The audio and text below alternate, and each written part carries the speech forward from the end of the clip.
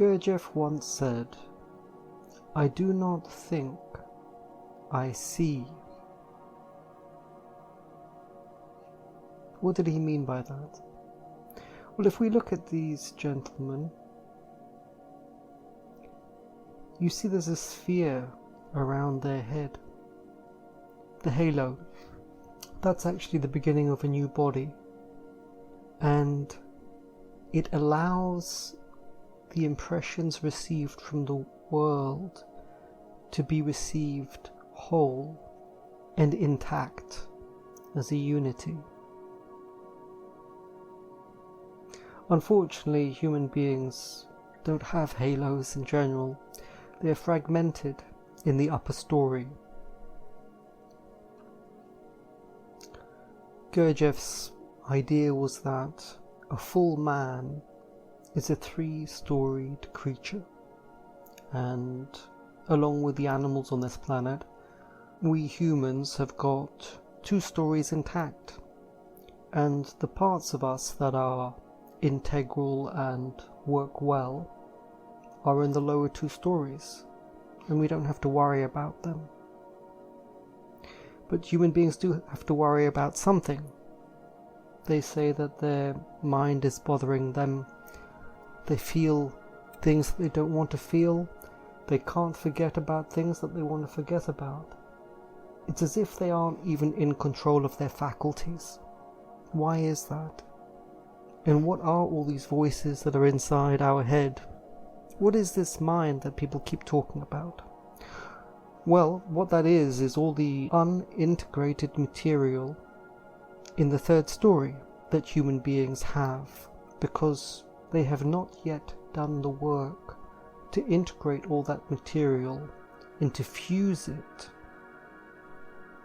into the existing being that is in the solar plexus.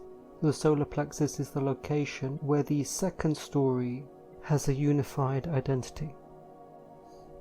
And this situation has been going on for thousands of years. You can tell that because if you read ancient books, people still have all this noise in their head, and they don't know what to make of it. It is a very confusing situation. Everywhere you look, people have got the same problems. Secular or spiritual, east or west, ancient or modern. They have not understood, so it would seem. But I can give you an explanation.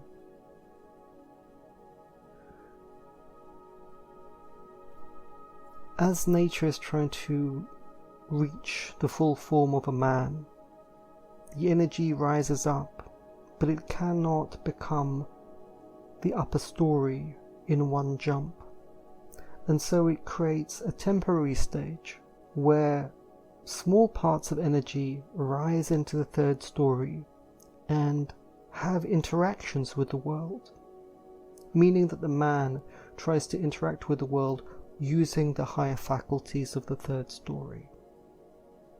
And that can crystallize part of the personality. And if he has many interactions where he tries to use these advanced faculties, then it crystallizes these different many eyes. People, they have hundreds or thousands of these many eyes, and the way humanity is now, it's like they try to push their personality even further, and this is a mistake. These fragments are a temporary stage, and in fact the correct growth pattern is that you can actually only grow from the solar plexus or from the 2nd story upwards, like any tree. The way a tree grows is that it sends up leaves, and the energy that is received feeds the center, and then the center slowly grows. The problem for human beings is that as they grow into their many eyes, the energy does not return back down into the center. And so human beings are in a dreadful situation where they have all these different voices and sub-selves, different faces and different masks and they don't really know what to do. And what you need to do is that each and every one of those masks has to be dissolved back down into the second story, and then the energy and the learning of it returns to the center of the being. And if you do that enough, then the being itself rises up. That's the secret.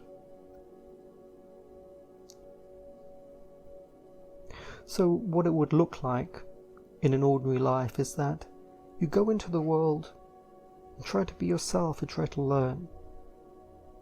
With a good heart and expressing yourself, you have these interactions.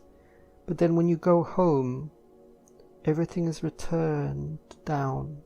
You sit quietly and let everything rest, and all those troubles and the difficulties, which represent energy that is not nicely integrating. You spend time in the evening sitting quietly so that the energy flows back down and gradually settles. And maybe there are tears, because a lot of our interactions with the world can be painful if we're sincere. And that's the model of a life that will work, from which a real man would finally emerge. Gurdjieff says that for every stage of growth, there is a certain time for something to be done. And after that time, nature will not wait anymore. And that's where humanity has arrived at. We have not managed to cross this great river between the second story and the third story. And we're running out of time. In fact, I would say that we have run out of time already. And nature has grown tired. And perhaps many times in the past on this planet, species have risen up and got somewhere along the journey and then been washed away by a flood.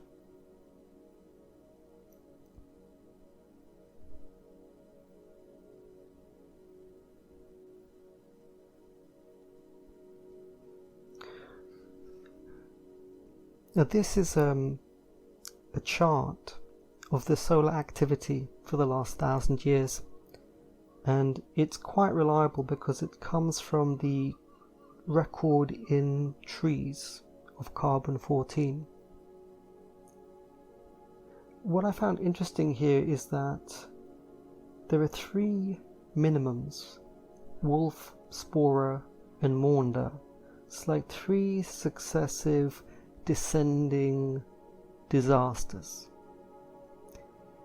In the second one, which was about 1500, that was when Martin Luther badly damaged the Catholic Church in Europe, creating this offshoot of Protestantism, which split the European people. And after that, there is the Maunder minimum, 1700, which was when the Industrial Revolution really took off. Human beings started creating machines as if somebody else was going to live for them, or they couldn't bear to be themselves or deal with the difficulties of existing, and looking for machines to exist instead of them. Now, I was thinking about this graph because the lockdown was a very interesting time.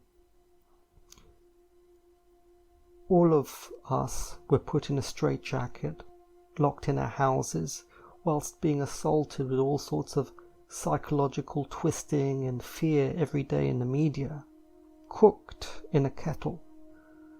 And then many people were broken by that experience. They were badly damaged.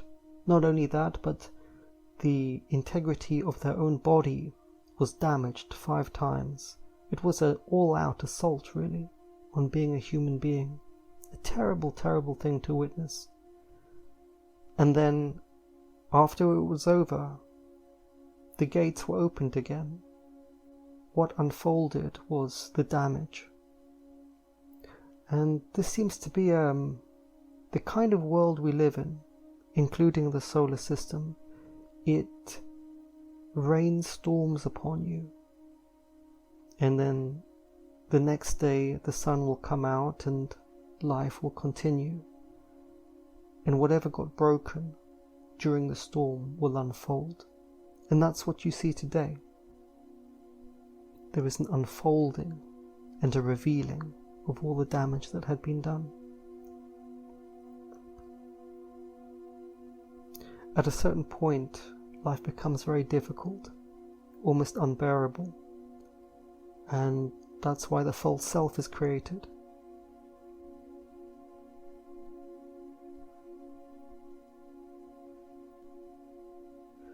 Now here's one of my favorite graphs. It comes from a very big meta-study, and it compares the physiological performance of people from Victorian times in 1880 to 2023. And what it shows is the response time, which is, if you click your fingers, how quick does somebody respond to it? How quick does somebody notice it? That is the response time. Back in Victorian times, it was measured that the response time was 190 milliseconds. About a fifth of a second they would notice. But today it's approaching 300. People are slow. The species is becoming dull and weakening. This physiological measure of simple response time is highly correlated to intelligence. Your intelligence actually is physiological. There is an expression that somebody can be slow, which is understood to mean that you are unintelligent. Because if you are unintelligent, then you're physiologically slow at the same time.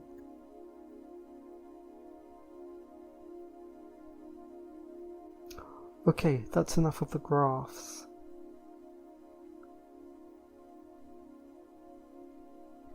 This creature is a transitional animal.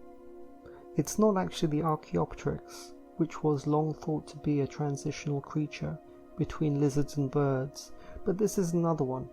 I think they discovered the fossils for this one in China. You'll have to excuse me if I don't remember the name. But it's a lizard that has feathers, and we are the same. My point is that we are a transitional creature.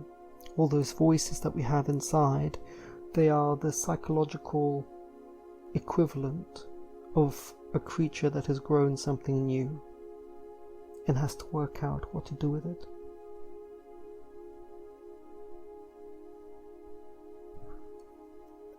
If I try to understand the meaning of the Sphinx, it is a figure with three parts: a face of a man, the wings of an eagle, and the body of a lion.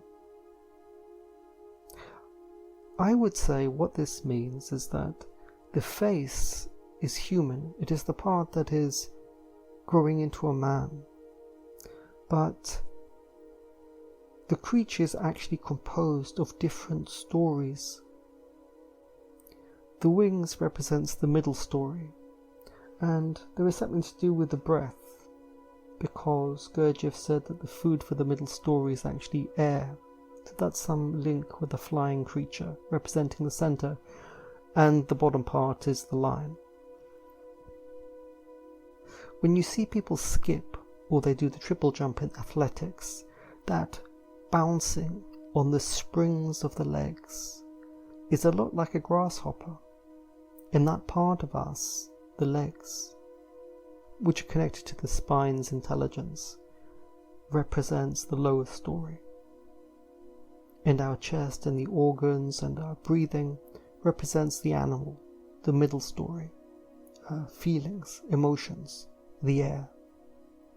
And then the face is trying to grow into something new, the final image, the final microcosm, a small God.